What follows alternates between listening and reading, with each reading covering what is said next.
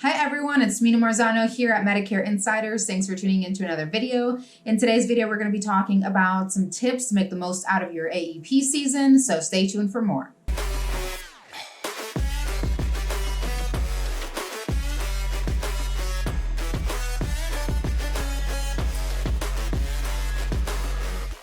So today's video is not going to be about pre-planning for AEP. It's not going to be about ramping up for that season. We are talking strictly about being an AEP and some of the things that you want to keep in mind while you are in that season between October 15th and December 7th. These are some things that are very simple. I may have even mentioned them before, but they can be overlooked and they really make a difference. So tip number one is stay compliant. So this is a big one for this year, right? We've gotten this new call recording regulation that we now have to take care of. We have to include this disclaimer in the first 60 seconds of the call that we're having with our client. So make sure that you're recording your calls, you're getting your scope of appointments, which we've already should have been doing in the past, and stating all of the disclaimers and disclosures that are required both in our appointment setting and also in the actual enrollment process. So we do have another video that goes through some of those things that are required in the enrollment process. Make sure that you're doing everything by the book. This is a big part of the business that we're in. We want to make sure that we protect the business that we already have by doing things correctly. And we want to make sure that we protect the business that we're writing during AEP by doing things correctly, right? So we don't want to put a whole bunch of effort into getting sales during AEP and then lose them because of a compliance issue moving into the next year. So definitely stay compliant. Tip number two is to check for any non-commissionable or reduced commission plans in your area. So if you are selling, you're most likely doing it to earn a commission on it.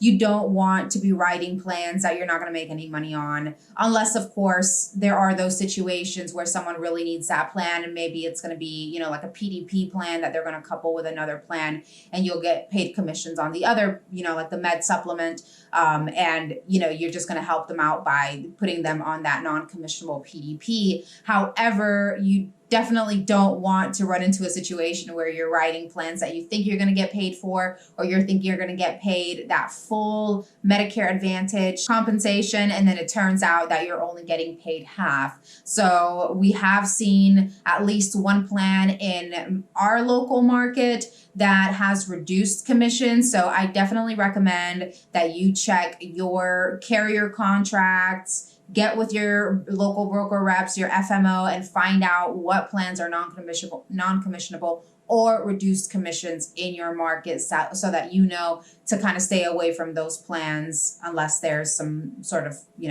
situation where it's warranted for you to write that.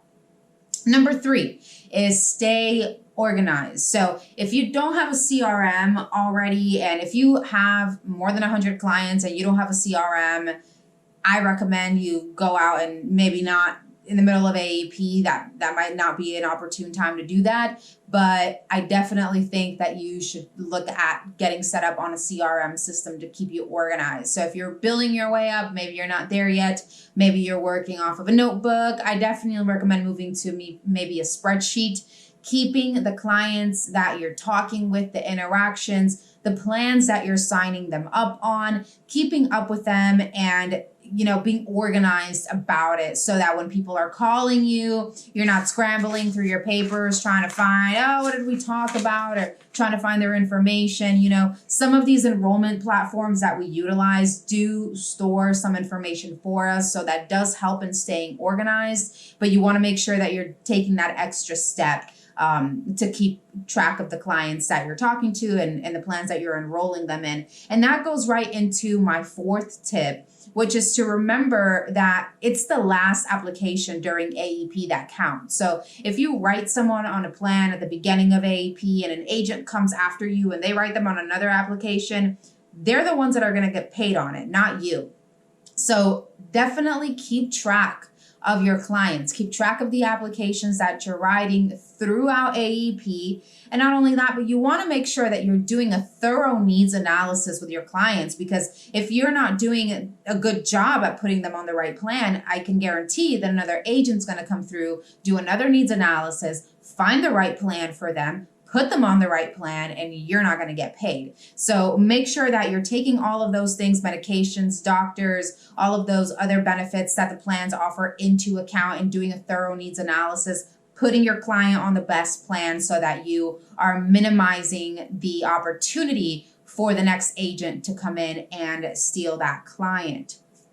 And the last tip, and this one's important, have a plan B, have a plan C, have a plan D, especially when it comes to technology and enrollments. So if you use a platform like Sunfire, doesn't mean that you shouldn't know how to use other carrier platforms like ThinkAgent or eHub. You need to know how to use these platforms in case something happens. You can't get into that system. You know, there's a glitch, the carrier doesn't show up, and maybe you don't have someone to help you with that at that moment. You need to be prepared. And I would even go one step further than that and say, make sure that for the plans that you're selling, you have at least 1 or 2 physical enrollment kits with you, so that if you do have a technology issue, right? What if your power goes out or something crazy along those lines? What are you going to do then? Are you going to walk away from a sale because you don't have the technology to complete that? I would say that you need to be prepared for all situations, right? What if my internet goes down? What if the Wi-Fi is not available?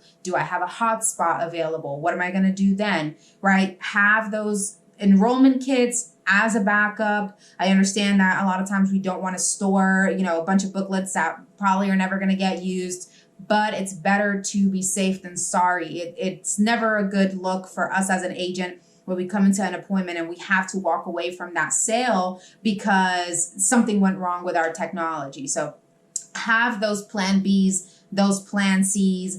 Think about all the things that could go wrong, right? Murphy's Law, whatever can go wrong will go wrong. So be prepared to fix those problems even before they happen, so that you're well prepared for any situation and any circumstance when you're doing these appointments. So that's all. Those are the 5 tips that I have for you guys today. Please feel free to comment anything else. If you're an agent and you have any other things that you have found useful during AEP, please comment them below. Let us know what you're doing this AEP, what works for you.